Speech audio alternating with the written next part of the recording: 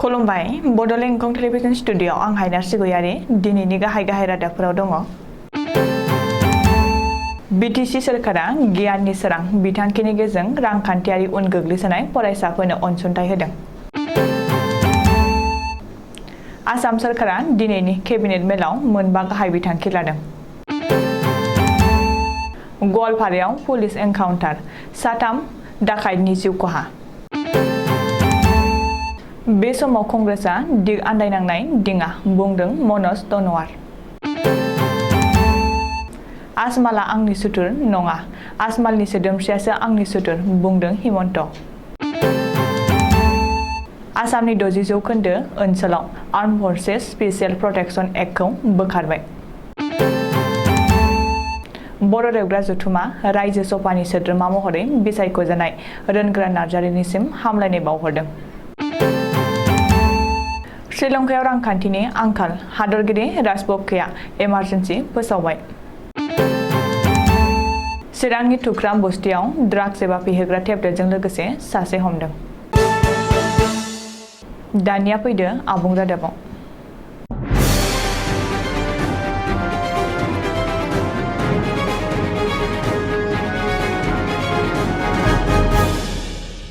प्रमद बर' दैदेननाय BTC सोरखारा दिनै बिटिआरनि सिङाव थानाय दरबा जिल्लानि दाब दाब जायगायाव रांखान्थियारि बिथिङाव उन गोग्लैसोना थानाय नखरनि फरायसाफोरनो राङारि अनसुंथाइ होदों।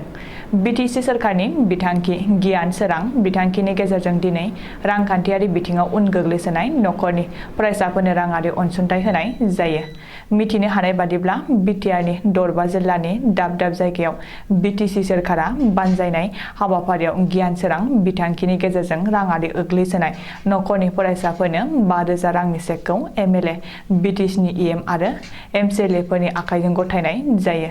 मख'नो गोनांदि बिटिसि सोरखारनि गियान सोरां बिथांखिनि गेजेरजों राङारि गोग्लैसोनाय नखरनि फरायसाफोरनो राङारि अनसुंथाइ होनाय गोरिब थाखोनि फरायसाफोरनि गोजौ सोलोंथाइ लानायाव मदद आरो बानजायनां जागोन होननानै सोरखारनि बिथिंनिफ्राय बुंदों।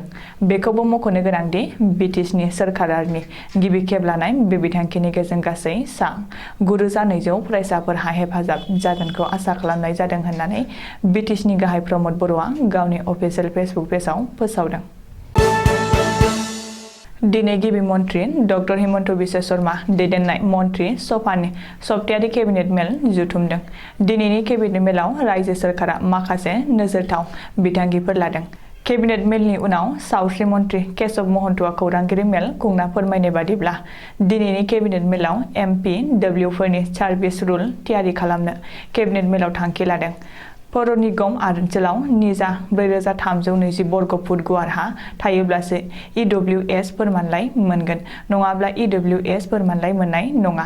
साहा बागान ओनसोलाव गोजौ फरायसालि खुलिगोन आरो फैगौ बैसाग दाननिफ्रायनो फराफारि जागायगोन। बेनि थाखाय दाननैनि गेजेराव 755 सा फोरोंगिरिफोरखौ थिसनथाइ होगोन। मख'नो गोनांदि एसटि, एससि आरो अबिसि सार्टिफिकेट लानायावबो जेंनाखौ बाङाइ खालामनो दिनैनि केबिनेट मेलाव थांखि लानाय जायो। बिमा बिफाया फोरमानलाइ थायोब्लानो फोरमानलाइ मोननो हागोन। बबेखानि 9 आरो 10 थाखोआव फरायनाय फरायसाफोरनो थांनानै कास्ट सार्टिफिकेट गथायनो थाखायबो बिथांखि लायो। सरनियायावबो दानिफ्राय सरनिया कसारी, सरनिया सनवाल महरै फोरमानलाइ मोनसिगोन। रायजो सोरखारा नबार्डनिफ्राय 170 कौटि 15 लाख रां दाहार लागोन आरो बे रांखौ सोरखारनि मोन 15 बिथांखिफोर आरो गंब्रै गामि ओनसोलाव दालां बानायनो थाखायबो दिनैनि केबिनेट मेलाव थांखि लायो होननानै मन्त्रि केशव महन्तआ खौरांगिरि मेलाव फोसावदों। थांनाय हराव गवालपारायाव पुलिस एनकाउन्टार। बे एनकाउन्टाराव साथाम डाकाइतआ जाथाइसालियावनो जिउ गोमायो। गवालपारा जिल्लानि कृष्णायाव थांनाय हरनि 9:30 रिंगायाव जादों बे जाथाया। सुलुङाव फोरमायनाय बादिब्ला गय रोगानाय गंसे ट्राकआव डाकाति एबा लुथिफुनाय समावनो पेट्रलिंआव ओंखारलांनाय पुलिसजों मोगा-मोगि जायो, जेराव पुलिसआ डाकाइतफोरनि सायाव गुलि गावो आरो बे जाथायाव साथाम डाकाइतआ गुलि नांजाना जिउ गोमायो। कृष्णा एनकाउन्टाराव जिउ गोमानाय डाकाइतफोरखौ फारियै शाहजालाल आली, सुरज आली आरो नजरुल इस्लाम होननानै पुलिसआ सिनायथि होदों। पुलिसआ फोरमायनाय बादिब्ला जिउ गोमानाय डाकाइतफोरा गोलाव समनिफ्रायनो गवालपारा ओनसोलाव माखासे आयेन बेरेखा आरो हिंसायारि जाथायफोरजों लोब्बा दंमोन आरो बिसोरनि हेंथायै माखासे पुलिस थानायाव केसफोर दंखायोमोन। कंग्रेसआ बे समाव दिग आन्दायनाय गंसे दिङा बे बाथ्राखौ दिनैसो कंग्रेस नागारनाय मनज तनवारआ बुंदों। कंग्रेस आरो कंग्रेस दैदेनगिरिफ्रा रायजो सभा बिसायख'थियाव जेननानै बायग्लिनायनिफ्राय उदाङानो जानो हायाखै। बे समावनो कंग्रेसनि थाखाय आरोबाव मोनसे गेदेर खहा। आफाद आसामनि साहा बागानिया हारिनि दैदेनगिरि मनज तनवारआ कंग्रेस दोलोखौ नागारबाय। मनज तनवारआ दिनै कंग्रेस नागारदों। मनज तनवारआ कंग्रेसनि बारग' मन्त्रि एमएलए गागि कंग्रेस दैदेनगिरि रुंसारि रामेश्वर तनवारनि फिसाज्ला। मनज तनवारआ साहा आरो साहा मास्टर कंग्रेसनि आफादगिरि मासियाव दंमोन। बेबायदिनो थांनाय बिधान सभा बिसायख'थियाव लाहौवाल बियाबाव कंग्रेसनि बिजाथिमोन। मख'नो गोनांदि मनज तनवारआ दिनै कंग्रेस नागारनायनि उनावनो कंग्रेसखौ गोख्रों रावजों सावरायो आरो कंग्रेस दोलोखौ दिग आन्दायनाय गंसे दिङाजों रुजुयो। बेखौबो मख'नो गोनांदि मनज तनवारआ बावैनो बिजेपिआव हाबनो हागौ होननानै खौरां ओंखारदों। रायजो सभा बिसायख'थिखौ लाना आसामनि राजखान्थियाव गुलुं गुजुं जानानै दं। हेंथा दोलो कंग्रेस आरो AIUDFनि गेजेराव दाय फोनांलायनाय आरो गोख्रों अजद होनायनि गेजेरावनो मित्रजोटनि गासैबो बिजाथिखौ बिसायख'थियाव देरहाहोनायनि थाखाय गिबि मन्त्रि डक्टर हिमन्त बिश्व शर्माया कंग्रेस, CPI आरो रायजो दलनि MLAफोरखौ साबायखर बावदों। हिमन्त बिश्व शर्माया AIUDFनि MLAफोरखौबो साबायखर बावदों। बे आयदायावनो गिबि मन्थ्रिया दिनै खौरांगिरिनि सिगाङाव बुंदों दि बे बिसायख'थिया जोंनि थाखाय माइल खुन्थिया, UPPLनि थाखायबो माइल खुन्थिया। हेंथा दोलोआ लाथिख' जाबाय बुंब्ला सुबुंखान्थिनि हेंथा जायो। जों बयबो गोरोबलायनानै खामानि मावनाया मोजां। आजमलनि हेंथायै जोङो जुजिगासिनो दं। आजमलनि हेंथायै जों जुजिगासिनो दङ। बिनि फोरमानानो गुरिखथि लामदिं बायदि बायदि। आजमलआ आंनि सुथुर नङा। आजमलनि सोद्रोमसियासो आंनि सुथुर होननानै गिबि मन्त्रि डक्टर हिमन्त बिश्व शर्माया बुंदों। मख'नो गोनांदि MLA सिराजुद्दिन आजमलआ बावैसो असमिया रावखौ लाजिहोनांनायनि सायाव फिनजाथाय होना गिबि मन्थ्रिया बुंदों दि सिराजुद्दिननि बुंनाय रावा गनायजाथाव नङा। आथिङाव हा गैजायै सुबुङा इन्टारनेसनेल जानो हाया। बियो असमिया रावखौ सोलोंनांगौ होननानैसो गिबि मन्थ्रिया सिराजुद्दिन आजमलखौ असमिया राव सोलोंनो खावलायो। नखर बिफानखौ नोजोर होनाय असमनि गिबि मन्थ्रि डक्टर हिमन्त बिश्व शर्माया खौरांगिरि मेल खुंनानै बुंदों दि आसामनि गासै 60% ओनसोल एबा जिल्लाफोराव मिरु सोरखारनि नखर बिफाना जाबसिननानै होनाय आर्म फर्सेस स्पेसियेल प्रटेक्शन एक्टखौ बोखारबाय। 40% एबा मोन 9 जिल्ला आरो मोनसे महकुमायावल' बोखारथ'नाय जायाखै। बै मोनगु जिल्लानि मुङा फारियै आफाद आसामनि शिबसागर, चराइदेउ, तिनिसुकिया, डिब्रुगड़, धेमाजि, गलाघाट, जरहाट, कार्बि आंलं, डिमा हासाव आरो काछार जिल्लानि लखिमपुर महकुमायाव आबसाखौ बोखारथ'नाय जायाखै। ओजोंहाय आफां आसाम, गेजेर आसाम आरो साहा आसामनि जिल्लाफोराव आयेन आरो आब्रुथिनि थासारिया गोजानाव फैनायलाय मिरु सोरखारनि आर्म फर्सेस स्पेसियेल प्रटेक्शन एक्टखौ आथिखालाव बोखारजानाय जिल्लाफोरा जादों फारियै क'क्राझार, चिरां, बाक्सा, तामुलपुर, अदालगुरि, धुबुरी, गवालपारा, खोला सालमारा, बङाइगाव, बरपेटा, नलबारि, कामरुप मेट्र', बजालि, मरिगाव, नगाव, दरं, सनितपुर, बिश्वनाथ, लखिमपुर, माजुलि, हजाइ, करिमगन्ज, साइलाखान्दि आरो लखिमपुर महकुमाखौ नागारनानै काछार जिल्लानि गासैबो बाहागो। बैफोर जिल्लानि थासारिया आथिखालाव गोजानाव फैबाय। बेखायनो मिरु सोरखारा आसपाखौ बोखारबाय होननानै गिबि मन्थ्रि डक्टर हिमन्त बिश्व शर्माया बुंदों।